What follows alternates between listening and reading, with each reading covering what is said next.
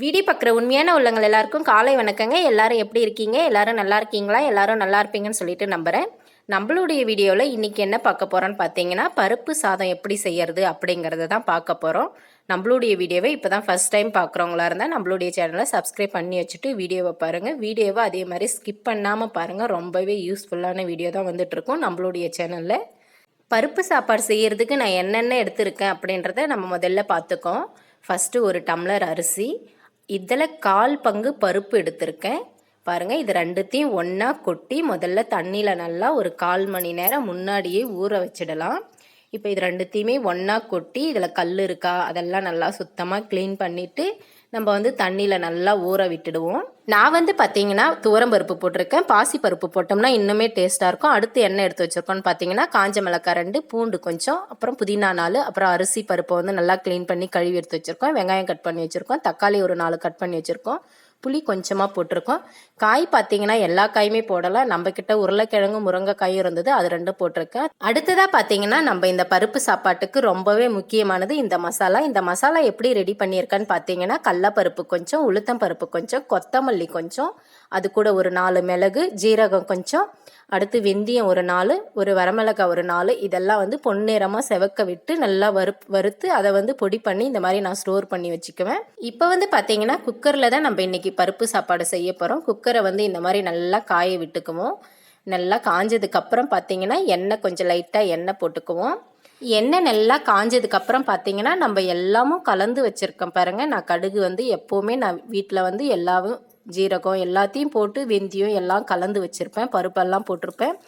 அந்த கடுகில் ஒரு 4 போட்டு அந்த கடுகு நல்லா பொரிஞ்சதுக்கப்புறம் பார்த்தீங்கன்னா, நம்ம இந்த வரமிளகாய் 2 எடுத்து வச்சுருக்கோம் இல்லைங்களா, அதை போட்டு அது நல்லா செவந்ததுக்கப்புறம் இந்த பூண்டு உரித்து வச்சுருக்கோம் இல்லைங்களா, அந்த பூண்டை போட்டு அந்த பூண்டு நல்லா செவரட்டும். பூண்டு செவந்ததுக்கப்புறம் இந்த கட் பண்ணி வச்சுருக்க வெங்காயத்தையும் போட்டுக்குவோம். வெங்காயம் போட்டு வெங்காயம் நல்லா செவரட்டும். பாருங்கள், இப்போ இது 3மே நல்லா செவந்துடுச்சு. பாருங்கள், ஓரளவுக்கு கலரும் நல்லா சேஞ்ச் ஆகி வந்திருக்கு. இந்த பூண்டு வெங்காயம் பார்த்தீங்கன்னா இன்னும் கொஞ்சம் நல்லா செவரட்டும். அதை நல்லா செவறதுக்குள்ளார நம்ம இந்த பாக்ஸ் எல்லாம் எடுத்து அடுக்கி வச்சிடலாம். நான் பார்த்தீங்கன்னா 4 தக்காளி தான் போட்டிருக்கேன். உங்களுக்கு தக்காளி இன்னும் சேர்த்து போடணும் அப்படின்னா இன்னும் கொஞ்சம் சேர்த்து கூட போட்டுக்கோங்க. நீங்கள் எந்த அளவுக்கு சாப்பாடு செய்கிறீங்களோ அந்த அளவுக்கு தேவையான அளவுக்கு தக்காளி எல்லா பொருளுமே தேவையான அளவுக்கு சேர்த்து போட்டுக்கோங்க. இப்போ தக்காளியை நம்ம கட் பண்ணி வச்சுருக்கோம் இல்லைங்களா, 4 தக்காளி, அந்த தக்காளியை அப்படியே எடுத்து கொட்டிக்குவோம் ஃபுல்லாத்தையும். இப்போ இந்த தக்காளி நல்லா வதங்கணும். இந்த தக்காளி நல்லா வதங்கிறதுக்கு பார்த்தீங்கன்னா நம்ம உப்பு 4 போட்டோன்னா சீக்கிரமா வதங்கி வந்துடும். அதனால் உப்பு கொஞ்சம் போட்டுக்குவோம் நம்ம.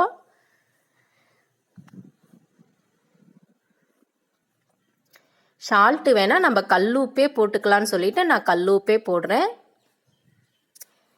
சாப்பாடும் இதில் நிறைய இருக்கிறதுனால நம்ம இப்போவே கொஞ்சம் உப்பு சேர்த்தே போட்டுக்குவோம். அப்போ தான் சாப்பாட்டுக்கு உப்பு கரெக்டாக இருக்கும். உப்பு கொஞ்சம் தேவையான அளவு நல்லா சேர்த்து போட்டு நல்லா இந்த தக்காளி நல்லா வதங்கணும். அந்த பச்சை வாடெல்லாம் போகணும்.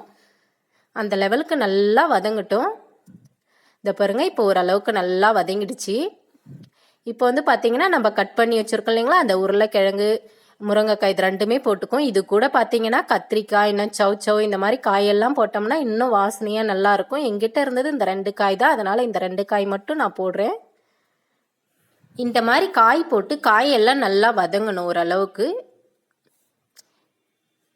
இந்த மாதிரி காய் கொஞ்சம் வதங்கினதுக்கு அப்புறம் பார்த்தீங்கன்னா நம்ம வீட்டில் எப்போவுமே நம்ம நார்மலாக நம்ம வீட்டு யூஸுக்காக நம்ம மிளகாய்த்தூள் அரைச்சி வச்சுருப்போம் இல்லைங்களா, அடுத்த வீடியோவை நம்மளுடைய வீடியோவில் மிளகாய்த்தூள் எப்படி அரைக்கிறது அப்படிங்கிறது தான் வரப்போகுது. அந்த வீடியோவும் மறக்காமல் ஸ்கிப் பண்ணாமல் பாருங்கள்.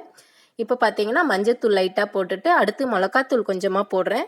ஏன்னாக்கா மிளகாத்தூள் அதிகமாக போட வேண்டாம். நம்ம இதில் மிளகு பவுடரெல்லாம் போடுறோம் இல்லையா, அது காரம் அதிகமாக வரைக்கும். அதனால் நான் 1 ஸ்பூன் தான் போட்டிருக்கேன் மிளகாய்த்தூள்.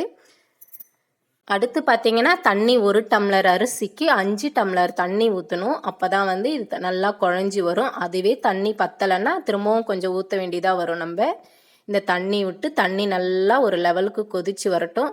ரொம்ப கொதிக்கணும்னு இல்லை, ஓரளவுக்கு ஒரு கொதி வந்தால் போதும். இந்த பாருங்கள், இப்போ நல்லா கொதித்து வருது.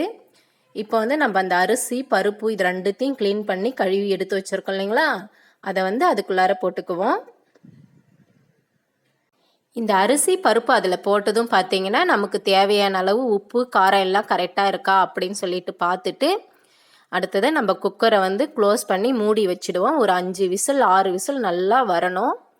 ஏன்னாக்கா இந்த பருப்பு சாப்பாடு ரெண்டுமே நல்லா அந்த அரிசியும் பருப்பும் நல்லா குழ குழன்னு வெந்திருக்கணும். அதனால் நல்லா ஒரு 5-6 விசில் வர லெவலுக்கு விடுங்க. பாருங்கள், இப்போ விசில் வந்துடுச்சு. விசில் வந்ததுக்கப்புறம் பார்த்தீங்கன்னா நம்ம வந்து இப்போ ஓப்பன் பண்ணிக்கணும். சிலிண்டர் வந்து ஆஃப் பண்ணக்கூடாது, ஸ்லோவில் வச்சுக்கணும். ஸ்லோவில் வச்சுட்டு இந்த மாதிரி தான் இருக்கும். இப்போ இது வந்து தண்ணி கம்மியாக இருக்குது. இது கூட பார்த்தீங்கன்னா புளி தண்ணி நம்ம கொஞ்சம் கரைச்சி வச்சுருக்கோம் இல்லைங்களா, அந்த புளி தண்ணியை போட்டுக்கலாம். தண்ணி கொஞ்சம் கம்மியாக இருக்கிறதுனால நான் இப்போ கொஞ்சம் லைட்டாக சுடு தண்ணி வச்சு ஊற்றினேன். புளி தண்ணி போட்டு நல்லா இந்த மாதிரி நல்லா கலரி விட்டிங்கன்னா இந்த மாதிரி ஆகிடும். இப்போ வந்து நம்ம இந்த மசாலா அரைச்சி வச்சுருக்கோம் இல்லைங்களா, நம்ம ஆல்ரெடி ஏற்கனவே வீட்டில் அந்த மசாலாவை போட்டுக்குவோம். மிளகு, கொத்தமல்லி இதெல்லாம் நல்லா ஃப்ரை பண்ணி நம்ம அரைச்சி வச்சுருக்கோம் இல்லைங்களா, அந்த மசாலாவை போட்டுக்குவோம். இதுவுமே அதிகமாக போட்டோம்னா ஒரு மாதிரி விறுவிறுப்பாக இருக்கும். லைட்டாக தான் போடணும், அப்போ தான் நல்லா வாசனையாக இருக்கும். இது போட்ட உடனே நம்ம பருப்பு சாப்பாடு நல்லா வாசம் கொடுக்கும்.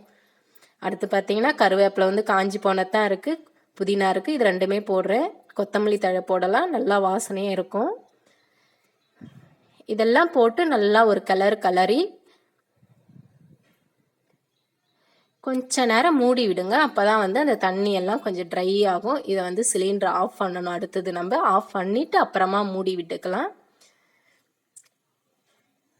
இப்போ சுட சுட சுவையான பருப்பு சாதம் நம்ம வீட்டில் ரெடி ஆகிடுச்சு. இந்த பருப்பு சாப்பாடு நீங்களுமே உங்கள் வீட்டில் செஞ்சு பாருங்கள், ரொம்பவே டேஸ்ட்டாக இருக்கும். செஞ்சு சாப்பிட்டுட்டு என்னுடைய கமெண்ட் பாக்ஸில் எப்படி இருக்குன்னு சொல்லிவிட்டு ஒரு கமெண்ட் பண்ணிவிடுங்க. என்னுடைய வீடியோ பிடிச்சிருந்தால் லைக் பண்ணுங்கள், ஷேர் பண்ணுங்கள், கமெண்ட் பண்ணுங்கள். இப்போ வந்து நம்ம குக்கரை வந்து கொஞ்ச நேரம் ஒரு 5 மினிட்ஸ் மூடி வச்சிடலாம். சிலிண்டரும் ஆஃப் பண்ணிட்டேன். இப்போ ஓப்பன் பண்ணி பார்த்தோம்னா இந்த மாதிரி தான் இருக்கும். இப்போ நம்ம சாப்பிட்றதுக்கு ரொம்பவே டேஸ்ட்டாக இருக்கும். பருப்பு சாதம் இதுதான். பார்க்குறதுக்கும் ரொம்பவே கலர்ஃபுல்லாக இருக்குது. டேஸ்ட்டும் ரொம்பவே டேஸ்ட்டாக இருந்தது.